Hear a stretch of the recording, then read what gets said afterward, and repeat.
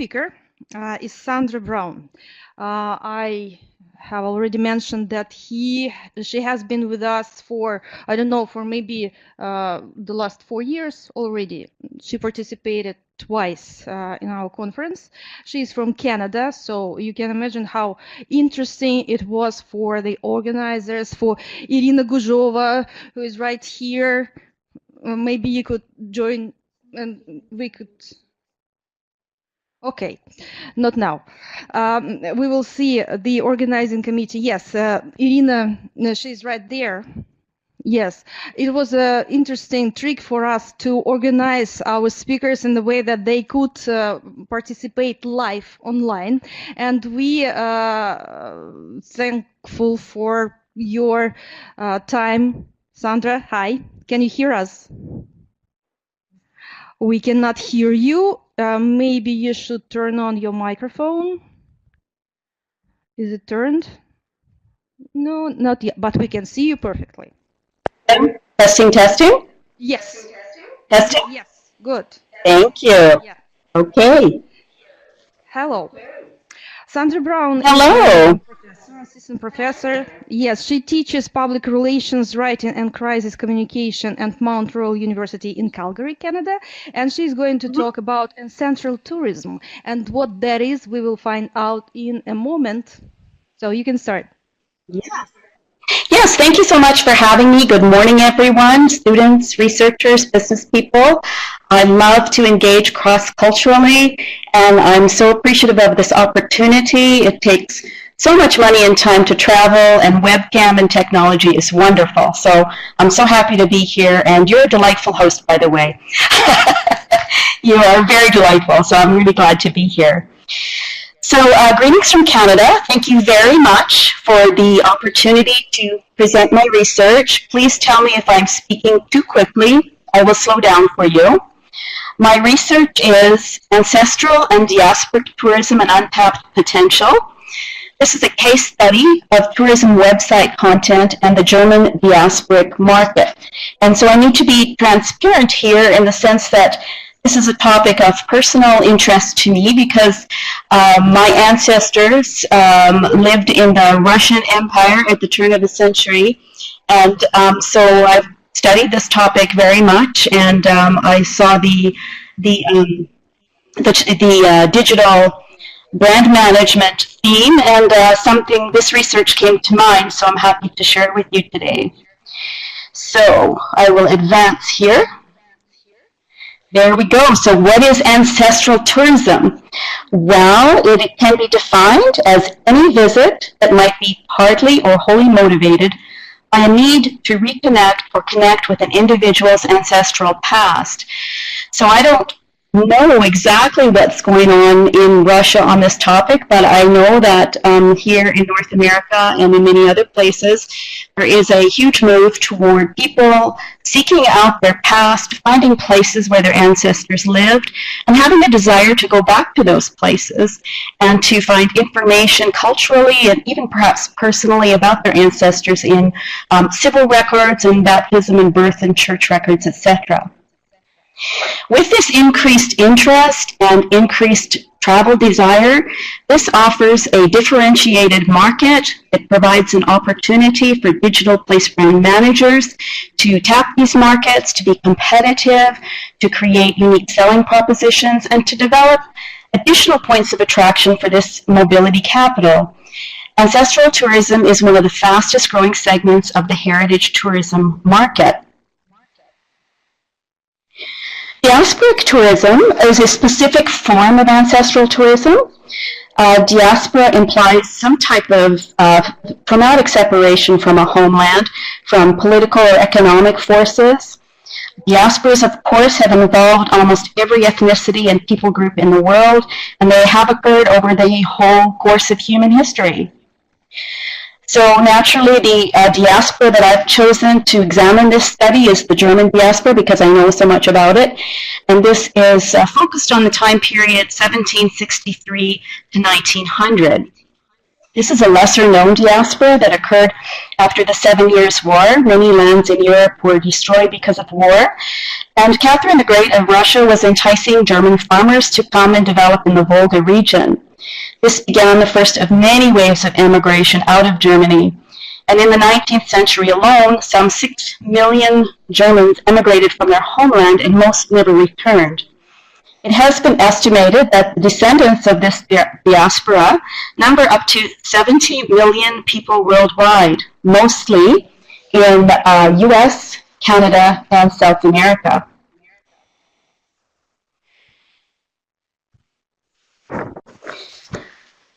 So while migration rates and patterns were varied in this extended exodus, for the purpose of this study, one key migration route was identified, and this also happens to be the route that my ancestors took, starting in Baden-Württemberg, which was an area of particularly heavy emigration, to areas in central Poland near Lodz area, where many German farmers settled in villages and colonies for a few generations, and then moved on to areas in what was then the Russian Empire, areas of northwestern Ukraine, and into the Black Sea area. There were some others, but I just chose that one route.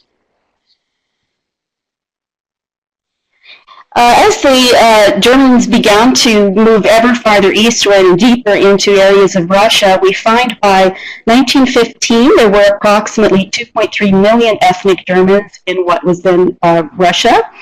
Further political and economic turmoil drove many of them out, and many primarily went to the US, Canada, and South America.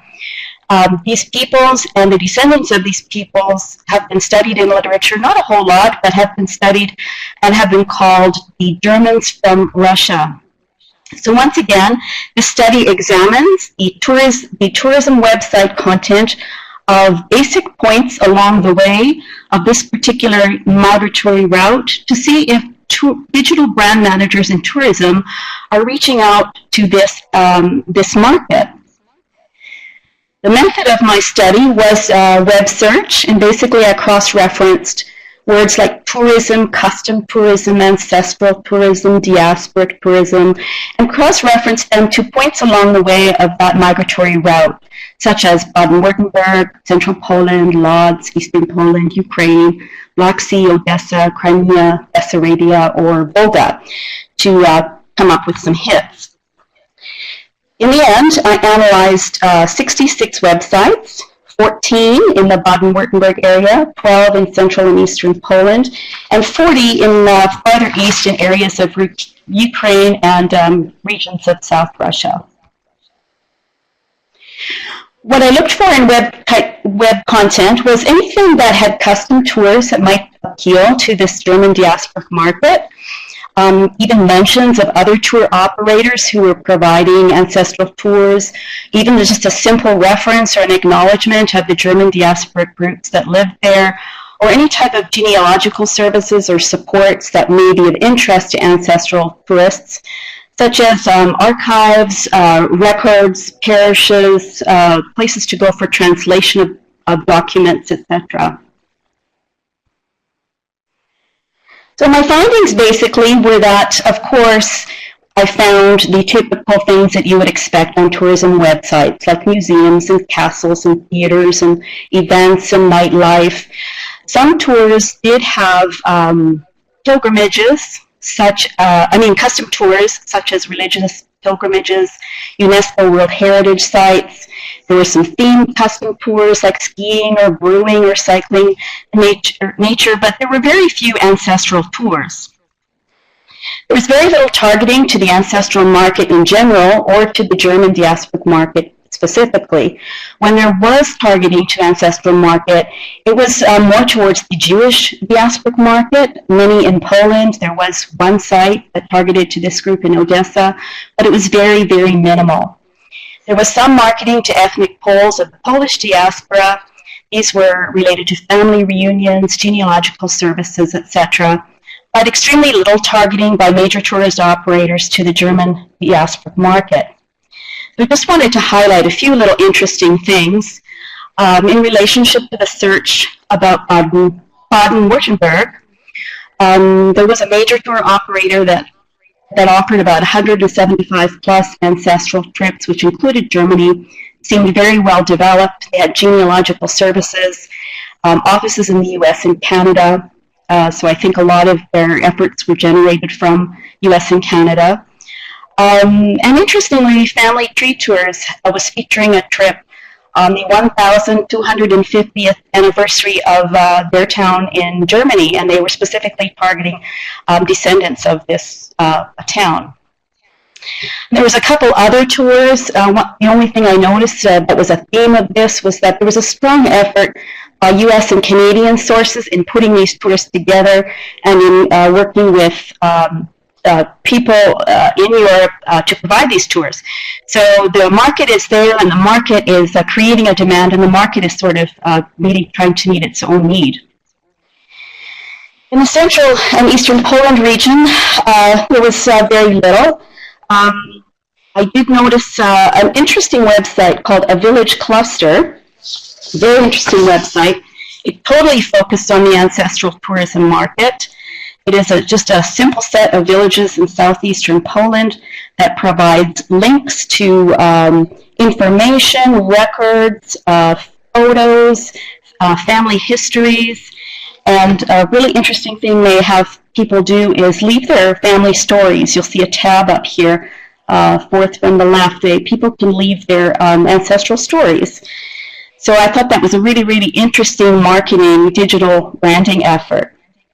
They have a very interesting statement on their website, which I think illustrates the power of ancestral tourism and also provides hope and opportunity for almost any village or town or municipality or region to gain some of this market.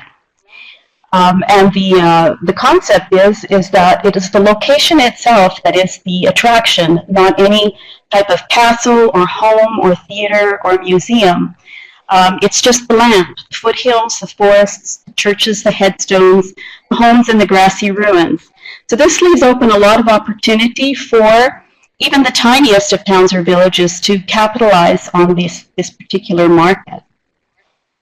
And then lastly, heading toward the east in this area of northwestern Ukraine and Old South Russia, there are about 5 websites that were targeting the German diasporic market. But they were mainly focused on things like beach holidays, family vacations, cruises, spa trips, museums, exhibits, etc. But there were a few there.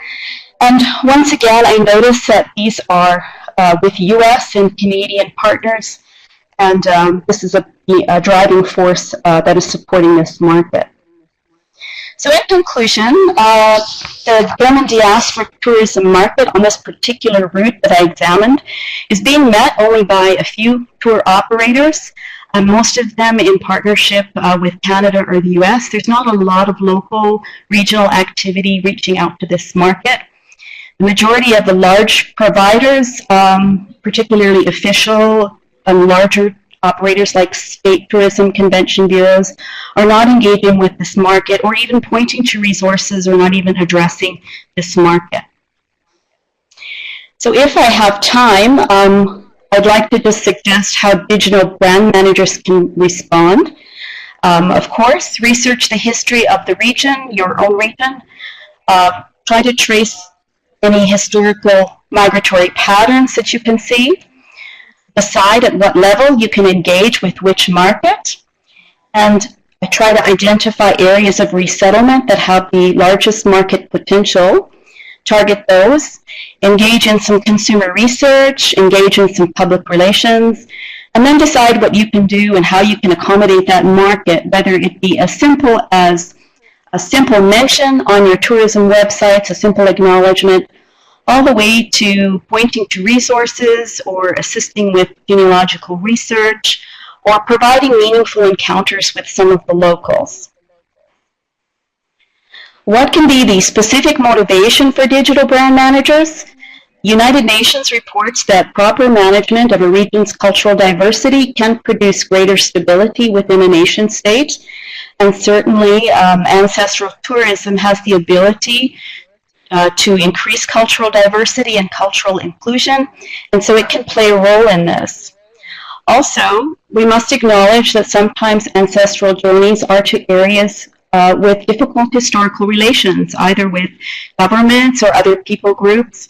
And this opportunity does open new markets, and it does help effect diplomacy and to provide an additional untapped source of capital for the destination. Sandra. So that is my presentation, and I think I'm right on time or whatever. So I'd like to thank you very much for listening and for receiving this research. Thank you very much. Yes, you are right on time to have, well, at least one question. Does anybody have a... Okay. I have a question, surprisingly. Have you embraced the opportunity to offered by the Ancestral Tourism? Have you been there? Have you tried to find out about your ancestors? Yes, I've done a lot of research. My ancestors were from were in German settlements in northwest Ukraine on my father's side, and on my mother's side, they settled in Crimea area. I want to go. I will be going. It's just a matter of time and making proper arrangements and all that. It takes a lot of planning to do these things.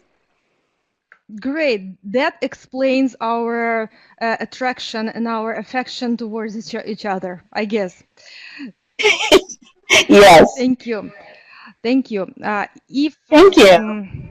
Yes, I could see how it can be connected with a digital brand management of the whole, like, territory, the city, for example. And we have several museums here in Tomsk that could, again, use this opportunity to offer the services of this kind to their customers, yes, and to those who, who learn about the city of Tomsk online from the internet. By the way, have you tried to find out anything about Tomsk on the internet lately or before you participated the first time? Yeah, I remember the first time I thought, what is a Tomsk? So I did do some research. I thought you were closer to Moscow, but I realized that you're not Moscow. So yes, I've done a little bit. Yeah. We are right in the middle of Russia. Right in the middle. We have a stone here that marks the border between Europe and Asia. It's the middle of the Eurasian continent here. And if you come to Russia someday, please visit us. Thank you. Yes. I will. I will. Thank you. 2 years. Thank you. Pardon me? See you in 2 years. Yes, ma'am. Thank you so much. It's been a pleasure. Thank you. Thank you very much. If you think of a question later, you can post it. Yes, you can post it in the chat or on the website, on the personal page, Sandra's page, and she will answer it, right? We can continue our communication. Yes, online. of course. Thank you. Bye-bye. Bye-bye. Thank you.